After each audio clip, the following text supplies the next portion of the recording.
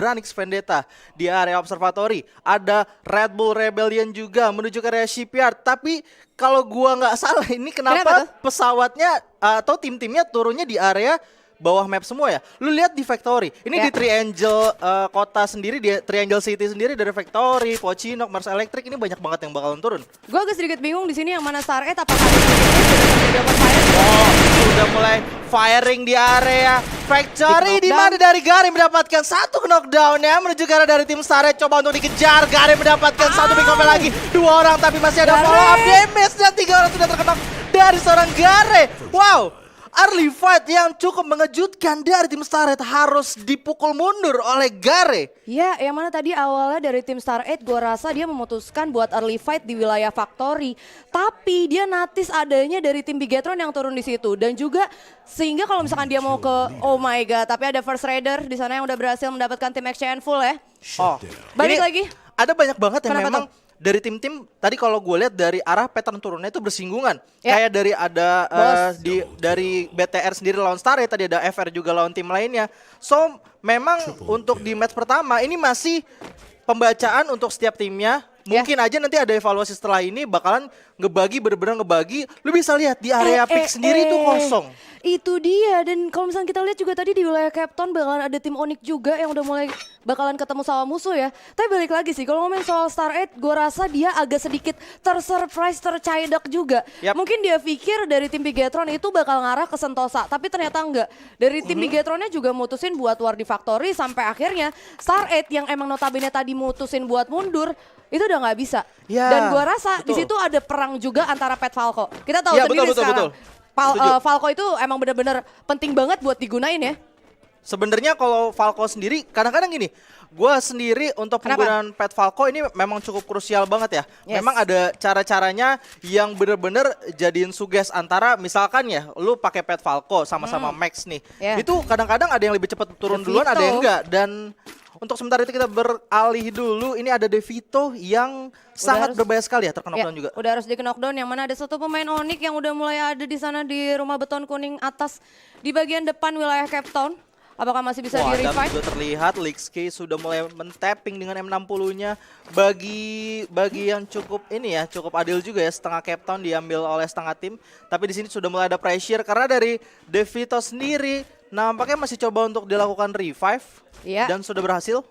Yang mana kali ini gue lihat moving yang dimiliki sama Onyx itu sendiri benar-benar baik banget. Lu bisa lihat ya, setup yang mereka punya tuh rapat.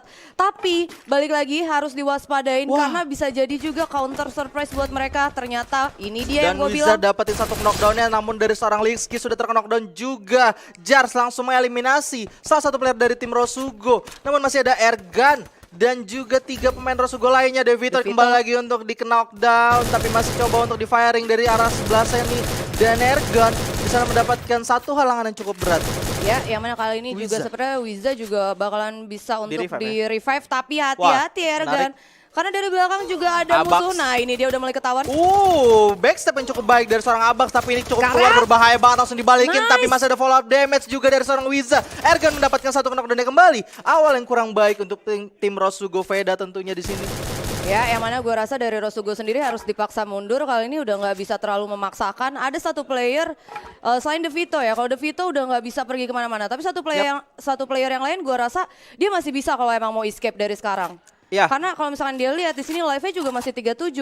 Ini benar-benar masih early banget daripada harus pulang nggak ada poin. Tapi kita langsung terbang lagi di Sentosa. Menarik Sentosa.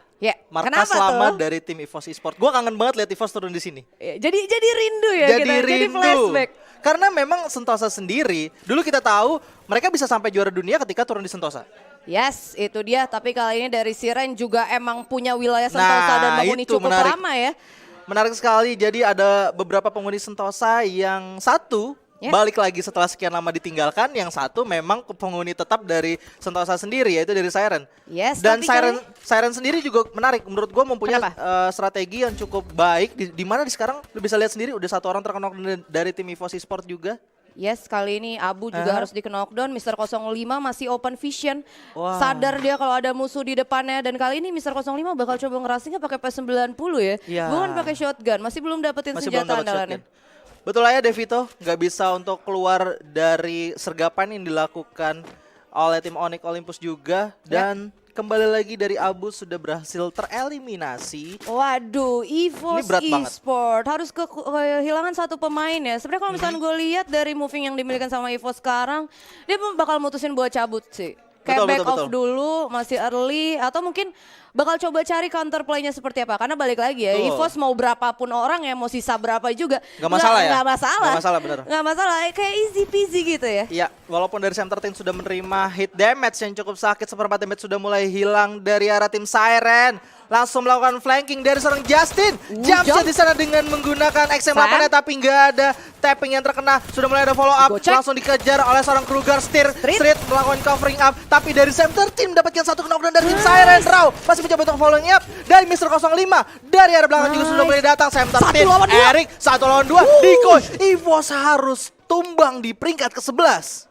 Wah itu tadi sih emang udah kayak agak sedikit kacak sih. Jadi ketika Sam13-nya terkena damage yang cukup banyak dan Justin juga mulai majuin 2 orang sekaligus bersama orang Siren. Tapi ada Adam di sini yang udah mulai fight. Oke, fight Adam sendirian melawan 3 orang dari tim Siren yang harus mengejar dari keberadaan Adam. Rosugo Veda hanya puas di peringkat ke-10 di match pertama. Ya, yang mana balik lagi ya, kita ngomongin soal team fight yang tadi ada di Sentosa. Sam13 gue rasa posisinya semua udah matang dari EVOS sendiri. Betul. Dia nungguin lawannya buat maju ke arah depan. Betul. Cuma yang disayangkan adalah ketika emang benar-benar Sam13 udah terkena damage yang cukup banyak, Justin itu ngeracing ke arah Sam13 itu berdua. Oke. Jadi memaksa Sam13-nya juga buat dipukul mundur, tapi ada Rhaegar. Sudah terkenok dari arah tim lainnya dan Rhaegar nampaknya sudah mulai terculik juga. Dari seorang duta Brazil di area lain ya. Nampaknya Rhaegar sendiri agak sedikit terpisah dari Gare dan Ikam ya. Yes, ini dia yang gue bilang ya, jangan LDR, jangan suka LDR, hati-hati gitu kan. Kalau misalkan looting, LDR, moving, LDR, rawan terculik gitu. Karena ini kalau menurut gue juga kan no gun skin stat ya. Mau kemana Gare? Hati-hati Gare ya kan. Jalan maju. Ada satu squad di rumah LB. Pecah pala ya kan. Makanya cukup berbahaya. Boss Titan yang baru saja keluar dari area Rim 6 tadi sudah mulai melooting juga di area sana, mendapatkan resource yang cukup banyak tentunya. Dranix Vendetta, Observatory, free looting, di Graveyard gak ada tim lain.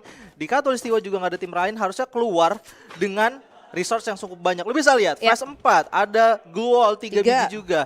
Dan masih ada medical kit yang cukup banyak. Itu ada artinya 7 juga. Luar biasa banget resource-nya. Besar sekali. Ya 9 tim 29 pemain kali ini masih di zona pertama, tapi gue bisa bilang ini lumayan cepet temponya kali ini. Karena sekalinya benar-benar harus tusun tuh, tusunnya full tim ya. Oke tadi ada Aura tuh. Aura nih bos, duta Brazil. Ini dia. Ada frontal. Ini yang saya suka, pasti kolom komen rame ya. Iya rame banget ini. Wah bener-bener. Bang, aku mau nanya lah langsung ah. Aura mana bang? Do you ready to win gak bang? Aduh, udah bukan do you ready to lose kalau lawan yang main. 2 kill udah dapetin. Wah luar biasa, duta Brazil. Duta Brazil. Dan Aura Nes yang setelah sekian lama kita tunggu-tunggu. Iya, finally ya. Finally mereka datang lagi untuk memberikan penampilan yang luar biasa baik tentunya. Gue shout out banget sih sama GoPay Arena Championship. Karena banyak banget survivor Free Fire yang memang merindukan kehadirannya Aura Nes untuk ada di kompetitif online. Merindukan benar-benar gameplay mereka bermain di kompetitif aja. Untuk bisa melihat mereka tuh udah luar biasa banget. Dan ini dia ada next circle, udah ada pembacaan info zone juga. Bakalan bergerak sepertinya ke arah Clock Tower, Bima Sakti, dan juga sebagian Khatulistiwa dan sebagian Pick. Dari tim Aura di sini yang masih di luar zona dan Onyx Olympus. Dan ada Siren juga masih jauh banget berada di bawah. Siren memang kalau menurut gue mempunyai gameplay seperti ini. Nanti dia pasti nyari vehicle atau enggak ini udah strike to the circle juga karena nggak mungkin berlama-lama di luar circle, sakit juga damage-nya. Dan Siren pasti nanti langsung coba untuk masuk ke tengah circle. Itu biasanya gameplay yang dimainin sama Siren ya. Dia clearing up dulu Sentosa, musuhnya udah dikalahin juga tadi dan resource-nya udah dihabisin juga. Setelah itu objektif mereka biasanya langsung coba masuk ke dalam tengah circle kalau mereka dapat kendaraan. Kalau nggak dapat kendaraan pasti mereka langsung cuma nyisir di pinggiran circle aja gitu. Betul, yang mana di meta yang sekarang ini banyak banget emang beberapa tim yang memutuskan untuk bermain di luar zona ya. Bahkan dari EVOS sendiri pun gue sempat lihat dia punya meta permainan yang seperti itu. Tapi kali ini ada Onyx Olympus yang mana tersisa 3 orang. Sepertinya bakalan langsung masuk ya ke next zone ya. Yap. Circle-nya udah masuk. Mereka dapat di rumah sabun area pick. Ini nggak ada tim lainnya yang berada dari sana juga tadi kalau gue lihat. Walaupun mereka tadi sedikit telat masuk ke dalam circle, tapi it's okay. Sekarang sudah aman juga. Yep. Dan Red Bull Rebellion yang sudah mulai datang. Ini salah satu tim yang sedang gue pantau Climb untuk up ya? Iya, climb up banget nih. Gue lagi ngeliat mereka bener-bener in banget di competitive Competitive Free Fire, betul.